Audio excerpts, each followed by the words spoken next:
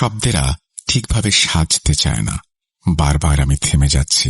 চোখের সামনে ভেসে উঠছে সেই বাড়ির চেহারা, সেই অশরীরী ছায়া, আর সেই নিঃশব্দে তাকিয়ে থাকা একটি কালো বেড়ালের একজোড়া লালচে চোখ ও ভয়াল দৃষ্টি। এই ঘটনা যার জীবনে ঘটেছিল সে আমার অতি আপনজন ও জীবনের অবিচ্ছেদ্য এক অংশ। তার স্মৃতির পাতাগুলো উল্টে তার এক সময়ের বলা সেই দুটো সত্যি ভয়ের ঘটনা নিয়ে আজকে আপনাদের মাঝে হাজির হয়ে গেলাম, যা আমি আগে আপনাদের জন্য লিখিনি। আজ সেই ঘটনাটি তুলে ধরছি আপনাদের সামনে। বিশেষ কারণবশত আমি তার আসল নাম উল্লেখ করছি না, তবে প্রতি মুহূর্তে, প্রতিটি স্থান, প্রতিটি শব্দ থাকবে বাস্তব আর নির্ভুল। আজকের ঘটনার মূল চরিত্রের নাম আমি দিয়েছি মায়া। মায়া একটা শান্ত শিষ্ট নাম, ঠিক যেমন মায়া নিজে। ছেলেবেলা থেকেই ও খুব বেশি একটা কথা বলতো না। তার ভেতর যেন সবসময় একটা অদৃশ্য ভয় বাসা বেঁধে থাকত। রাত, অন্ধকার, হঠাৎ মধ্যরাতে ঘুম ভেঙে যাওয়া, ভয়ের চোখ বুজে কারো গরম নিঃশ্বাস অনুভব করে শিউরে ওঠা, এসব তার জীবনের স্বাভাবিক ঘটনা ছিল। বর্তমানে মায়া ঢাকার একটি খ্যাতনামা পাবলিক বিশ্ববিদ্যালয়ে পড়াশোনা করছে, আর আমি প্রায় 4000 কিলোমিটার দূর থেকে তাকে স্মরণ করে তার বলা সেই দুই ভয়াল অভিজ্ঞতার ভার এখন আমার কলমে তুলে আনতে যাচ্ছি। এই ঘটনা যেন শ্রোতার হৃদয়ে জীবন্ত হয়ে ওঠে, যেন তাদের অনুভবে ছায়া ফেলে মায়ার ভয়। সেই উদ্দেশ্যেই আমি দুটি ঘটনার সমন্বয়ে মূল ঘটনাটি বলছি, মায়ার কণ্ঠে, মায়ার অনুভবে, মায়ার জগতে। চলুন আর দেরি না করে খুলে দেই সেই পেছনের বন্ধ দরজাটা, যেখান থেকে শুরু হয়েছিল মায়ার ভয়ানক অভিজ্ঞতার যাত্রা। বলছেন মায়া।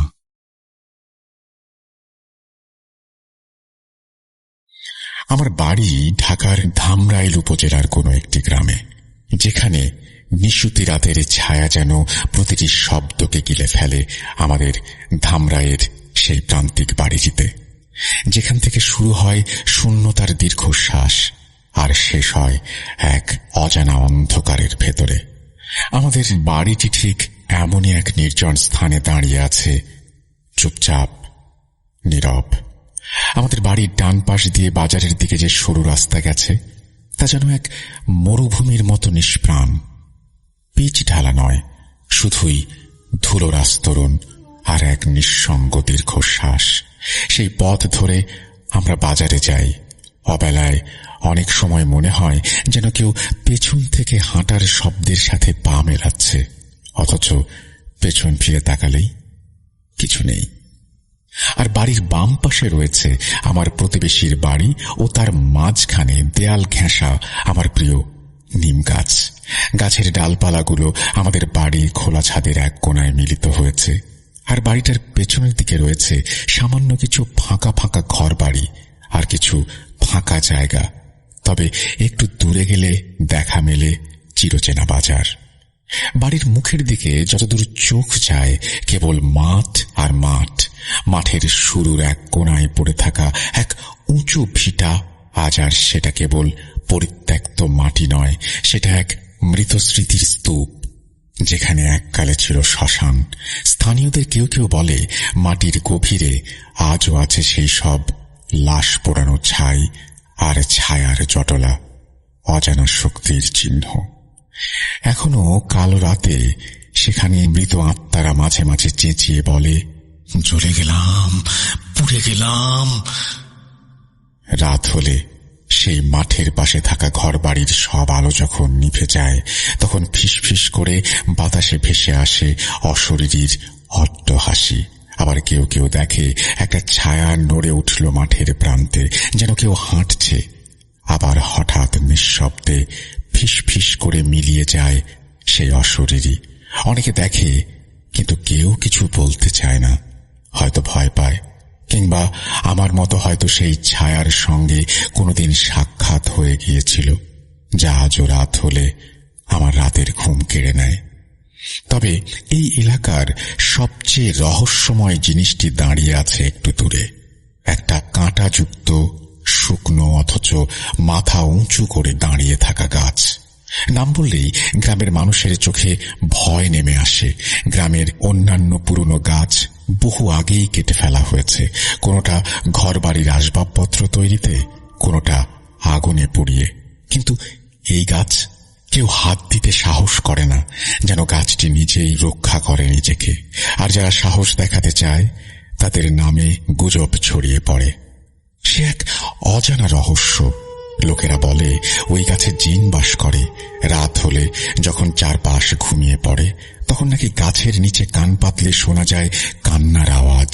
আবার কেউ বলে সে কান্না নয়, হাসি, এক অদ্ভুত বিকৃত হাসি, যেটা শুনলে গা কাঁটা দিয়ে ওঠে। 2008 সালে আমরা এই এলাকায় আসি। সেই সময় থেকেই গাছটাকে দেখেছি। যতবার ওদিকে চোখ যায় একটা অজানা অস্বস্তি বুকের ভেতরে জমে ওঠে, যেন কোনো প্রাচীন কালের অভিশাপ জমা হয়ে আছে তার গুঁড়িতে। 2014 সালের এক গরমের রাত। তখন আমার বয়স 13 কিংবা 14। আমাদের পরিবারে তখন সদস্য মাত্র 3 জন, আমি, মা, ভাইয়া। একদিন সন্ধ্যায় পড়তে বসতেই মা ঘর থেকে ডাকলেন, গলায় এক ধরনের ক্লান্তির ছায়া নিয়ে। মায়া মা। জি মা। তোমার ভাইয়া অফিস থেকে আসলে আমি তাকে নিয়ে একটু ডাক্তারের কাছে যাব। শরীরটা ভালো লাগছে না আজ। তুমি একা থাকতে পারবে বাড়িতে? আমি মাথা নেটে বললাম, পারবো মা, তুমি চিন্তা করো না। কেননা আমার অনেক পড়া ছিল। আচ্ছা, আমি পাশের বাসার ভাবিকে বলে যাব তিনি যেন তোমার দিকে নজর রাখেন। আর তোমার কোনো অসুবিধা হলে ওনাকে ডেকো। ঠিক আছে মা। ভাইয়া বাসায় ফিরতেই মা তার সঙ্গে বেরিয়ে গেলেন। আর যাবার সময় আমাকে বলে গেলেন বাড়ির কেঁচি গেট বন্ধ করে যেন তালা মেরে দেই। আমি গেটে তালা মেরে পড়ার টেবিলে বসলাম, কিন্তু মন পড়ায় বসছে না। ঘরের নিস্তব্ধতা, দেয়ালের কাঁপা কাঁপা ছায়া, ঘড়ির টিকটিক শব্দ যেন বুকের মধ্যে ভয়ের বাজনা বাজিয়ে যাচ্ছে। অজানা অস্বস্তি গিলে খাচ্ছে আমাকে। সন্ধ্যা থেকে রাত গড়িয়ে 9টা পার হয়ে গেল। আমি বই ফেলে ছাদে উঠে গেলাম একটু হাওয়ার জন্য আর মাকে দেখার আশায়। জ্যোৎস্না রাত, চারপাশ ধুয়ে গেছে অপার্থিব সোনালী আলোয়। আমার নিম গাছের পাতারা মৃদু মৃদু তুলছে আর ইশারায় আমাকে ডাকছে, এসো এসো এসো। আমি ওদিক থেকে মুখ ফিরিয়ে রাস্তার দিকে চাতক পাখির মতো চেয়ে রইলাম। আমি হাঁটছিলাম অস্থির পায়ে, উৎসুক চোখে। আমাদের বাড়ির পেছন দিয়ে ডান পাশ দিয়ে বয়ে যাওয়া আঁকা বাঁকা রাস্তার দিকে এক মনে চেয়ে থাকলাম। ছাদ থেকে রাস্তাটা স্পষ্ট দেখা যাচ্ছিল। হঠাৎ দেখি দূর থেকে মা আর ভাইয়া আসছেন। তাদের চেনা চেহারা, চেনা জামা, চেনা হাঁটা, এমনকি কথোপকথনের টুকরো টুকরো শব্দও কানে এলো। মনে হচ্ছিল যেন ঠিক দুপুরের আলোর মতোই বাস্তব। তারা ফিরছে। আমি এক দৌড়ে নিচে নেমে এলাম। পড়ার টেবিল থেকে হাতড়ে কোন রকমের চাবির গোছা নিয়ে উচ্ছ্বাসে যখনই কাঁপা কাঁপা হাতে গেটের তালা খুলতে যাব, ঠিক সেই সময় পেছন থেকে জোরে এক ডাকে কেঁপে উঠলাম, এই মায়া, কোথায় যাচ্ছ? আমি চমকে উঠে দেখলাম দেয়ালের ওপার থেকে পাশের বাসার আন্টি ডাকছেন। বললাম, জি আন্টি, ওই যে মার ভাই আসছেন, গেট খুলতে যাচ্ছি। আন্টি কপাল কুঁচকে তাকিয়ে বললেন, কোথায় মা? আমি তো এইমাত্রই তোমার আম্মুর সাথে ফোনে কথা বললাম। উনি বললেন ফিরতে দেরি হবে। আমাকে বললেন তোমার খেয়াল রাখতে। হঠাৎ তোমার গেট খোলার শব্দ পেয়ে আমি চিন্তায় বেরিয়ে এলাম। কে এলো? আমার মুখ থেকে সব রক্ত যেন শুকিয়ে গেছে। ভাবছি কি বলছেন আন্টি। আমার শরীর শীতল হয়ে গেল, ঠোঁট কাঁপছে, গলা শুকিয়ে কাঠ।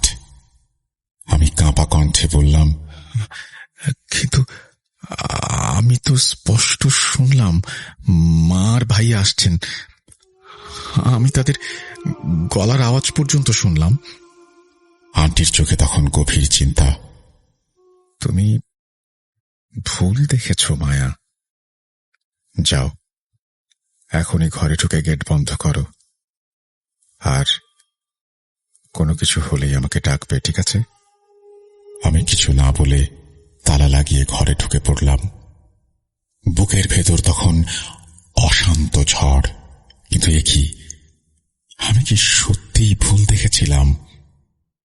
নাহলে কেন সেই পোশাক, সেই গলা, সেই হাঁটার ভঙ্গি সব মিলেমিশে একাকার হয়ে গেল মার ভাইয়ার সাথে? কেন আমি তাদের কথা বলতে শুনলাম? তবে কি তারা কেউ ছিল না? ওগুলো তাদের ছায়া মাত্র। আমার মনে পড়ে যায় বহুবার শোনা সেই কাহিনীগুলো। অশরীরেরা কি আপনজনের রূপ নিয়ে আসে, ডেকে নিয়ে যায় অজানায়, যেখান থেকে আর কেউ ফিরে আসে না, কোনোদিন না। আমার চোখের সামনে তখনও ভেসে উঠছে সেই দুই পরিচিত মুখ, যারা আসলে আমার আপন কেউ ছিল না। আমি যে সময় গেট খুলতে যাচ্ছিলাম, একটুখানি দেরি হলেই হয়তো আজ আমি আর বাঁচতাম না। আম্মু ও ভাইয়া সেই রাতে সত্যিই দেরিতে ফিরেছিলেন। ফিরেই জিজ্ঞেস করলেন, তুমি ঠিক আছো তো? একটু দেরি হয়ে গেল, সিরিয়াল পেতে অনেক দেরি হবে দেখে ভাবিকে ফোন দিয়েছিলাম। আমি কোনো উত্তর দিতে পারিনি। সেই রাতের পর থেকে অনেক রাত আমি ঘুমোতে পারিনি। চোখ বন্ধ করলেই ভেসে উঠত জ্যোৎস্নায় ভেজা রাস্তা, সেই ছায়ামূর্তি যারা আম্মু আর ভাইয়ার গলায় আমাকে ডেকেছিল। কেন এসেছিল ওরা? এই ঘটনার কোনো ব্যাখ্যা আমি আজও খুঁজে পাইনি। শুধু জানি মা সেদিন ওই সময়টায় আন্টিকে ফোন না দিলে আমি বড় বিপদে পড়তাম। মারা হয়তো সবসময় বোঝে সন্তানের বিপদ। 2022 সালের কোনো এক সময় ঢাকা শহরের ব্যস্ততম এলাকায় আমি আমার এক সহপাঠীর তুলি, এটিও ছদ্মনাম, একটি ছাদের রুম ভাড়া নেই। ইউনিভার্সিটিতে ভর্তি হওয়ার পর কাছাকাছি থাকার তাগিদে আমরা খুঁজে পেয়েছিলাম এই আপাত দৃষ্টিতে সুবিধাজনক ঠিকানাটি। প্রথম কিছুদিন আমাদের মনে হয়েছিল ভাগ্য বুঝি সুপ্রসন্ন, কিন্তু সেই আনন্দ বেশি দিন স্থায়ী হয়নি। কিছু অদ্ভুত, অযৌক্তিক আর অসম্ভব সব ঘটনা ধীরে ধীরে গুটিয়ে ধরতে শুরু করলো আমাদের চারপাশ। প্রথমে টের পাই ওয়াশরুমের বাতিগুলো হঠাৎ হঠাৎ নষ্ট হয়ে যাচ্ছে। বারবার ইলেকট্রিক লাইট পরিবর্তন করতে হচ্ছে। এলইডির যুগে এমনটা বোধহয় খুব একটা দেখা যায় না। ইলেকট্রিশিয়ান এনে দেখিয়েও কোনো সমস্যার সমাধান পাওয়া গেল না। আর সবচেয়ে আশ্চর্যজনক বিষয় ছিল, প্রায় কল নিজে থেকে ছেড়ে যেত। আমরা নিশ্চিতভাবে বন্ধ করতাম, তবুও কিছুক্ষণ পর দেখতাম পানি পড়ছে নিরবিচ্ছিন্নভাবে। একদিন আমি ইউনিভার্সিটি যাওয়ার আগে শেষবারের মতো নিশ্চিত হলাম কল বন্ধ। রুম তালা মেরে বেরিয়ে গেলাম। সন্ধ্যায় ফিরেই দেখি ঘরের মেঝে পানিতে ভেসে যাচ্ছে। ওয়াশরুম থেকে গড়িয়ে আসা পানি আমাদের রুমকে করে তুলেছে এক জল কাদায় ভরা ভুতুড়ে পুকুর। ততদিনে এসব অস্বাভাবিকতার সাথে আমরা অনেকটা অভ্যস্ত হয়ে গেছি। তবে এভাবে প্রতিদিন, প্রতি রাতে এক অজানা আতঙ্ক। প্রতিদিন ঠিক রাত 3টা থেকে 3:30টার মাঝে অজানা কারণে আমার ঘুম ভেঙে যেত এক অলিখিত নিয়মে, এক অদৃশ্য কিছুর ইচ্ছায়। ঘুম ভাঙলেই টের পেতাম আমার শরীর ভারী হয়ে গেছে। অনুভব করতাম এক ভার, এমন ভার যেন কেউ বুকের ওপর বসে আছে নিঃশব্দে। চোখ খুলে তাকালেই মনে হতো ঘরের এক কোণে কেউ বসে আছে অদৃশ্য, অথচ তার উপস্থিতি অনুভবে ছুরি চালানোর মতো স্পষ্ট। কামরার বাতাস কখনো হঠাৎ শীতল হয়ে উঠত, যেন কোনো মৃত আত্মার নিঃশ্বাস গায়ে এসে ঠেকেছে।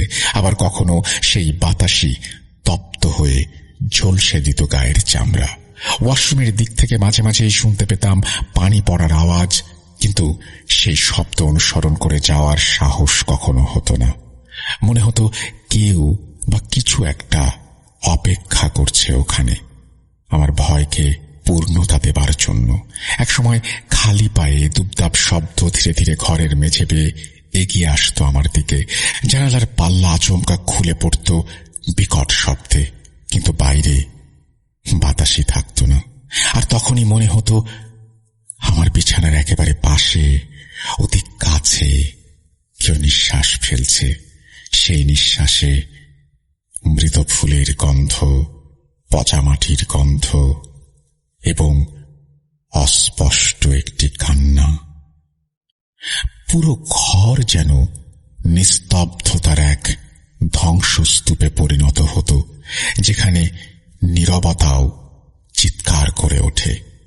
এক একটি রাত যেন মৃত্যুর আগের মুহূর্তের চেয়েও দীর্ঘতর হয়ে উঠত।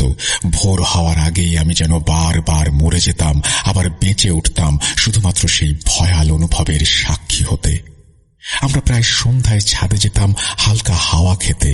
তখন নজরে আসত ছাদের এক কোণে বসে আছে একটি কালো বেড়াল। না, এটা কোনো সাধারণ বেড়াল নয়। তার চোখের নিচে দীপ্তি আমাদের দিকে যেন আগুন ছুঁড়ে মারছে। সে একদম মূর্তির মতো বসে থাকত, নড়ত না, কেবল চোখ গেঁথে থাকত আমাদের দিকে। ভয়ঙ্কর ঘটনা ঘটল এক সন্ধ্যায়। সেদিন আমরা হেসে ঠাট্টা করে ভয় দেখিয়ে তাকে তাড়াতে চেয়েছিলাম। সেদিন হয়তো আমরা আমাদের সীমা অতিক্রম করেছিলাম। আমরা বলেছিলাম, ভয় দেখিয়ে লাভ নেই, আমরা ভয় পাই না তোমায়, তুমি কিছুই করতে পারবে না। সেই রাতেই আমি ঘুম থেকে জেগে উঠি প্রচন্ড ব্যথায়। ডান হাতে দেখি পরিষ্কার দাঁতের দাগ, কারো তীক্ষ্ণ দাঁত আমাকে কামড়ে গেছে। চমকে দেখি আমার বান্ধবী তুলির হাতেও একই রকম দাগ। ঘর ছিল বন্ধ, কেউ আসেনি, তবু এই কামড়ের দাগ কার? আমরা বুঝতে পারলাম ছাদের সেই কালো বেড়াল রক্ত মাংসের নয়, সে ছিল এক প্রতিশোধ স্পৃহায় পূর্ণ আত্মা, হয়তো কোনো রূপান্তরিত পিশাচ অথবা আত্মহত্যা করা মেয়েটির রূপান্তরিত রাগ। পরে একজনের মুখে জানতে পারি কয়েক বছর আগে ঠিক আমাদের রুমের ছাদের কোণেই এক তরুণী আত্মহত্যা করেছিল। তখন থেকেই নাকি কেউ ছাদের ঘরটায় বেশি দিন টিকতে পারে না। আমরা আরো একটি সপ্তাহ পার করেছিলাম ভয়ে, দুশ্চিন্তায়, অথচ নিরুপায় হয়ে। তবে শেষ পর্যন্ত সিদ্ধান্ত নিলাম আর না। আমরা বাসা ছেড়ে বেরিয়ে এসেছিলাম। আজও রাতে ঘুমোতে গেলে কখনো কখনো চোখ বুজলেই সেই লাল চোখের আঁচ এসে লাগে আমার মুখে। এখনো আমার শরীর শিউরে ওঠে। জানি না এই ঘটনাগুলো কারো জন্য কতটা ভয়ঙ্কর, কিন্তু আমার কাছে ছিল এক একটি বিভীষিকাময় রাত। আজও মনে হলে গা ছমছম করে ওঠে। আমার লেখার মাঝে অনাকাঙ্ক্ষিত ভুল ত্রুটি থাকতে পারে, ক্ষমা সুন্দর দৃষ্টিতে দেখবেন। এবং সেইভাবেই তিনি লিখে পাঠিয়েছেন মেহেদী হাসান, দুবাই, UAE থেকে। আশা করছি এই ঘটনাটি আপনাদের ভালো লেগেছে। মেহেদী হাসানের ঠিকানা হচ্ছে Narail Sadar, Narail, Kamalapur post office, Auria union, Chilgachha, Raghunathpur গ্রাম।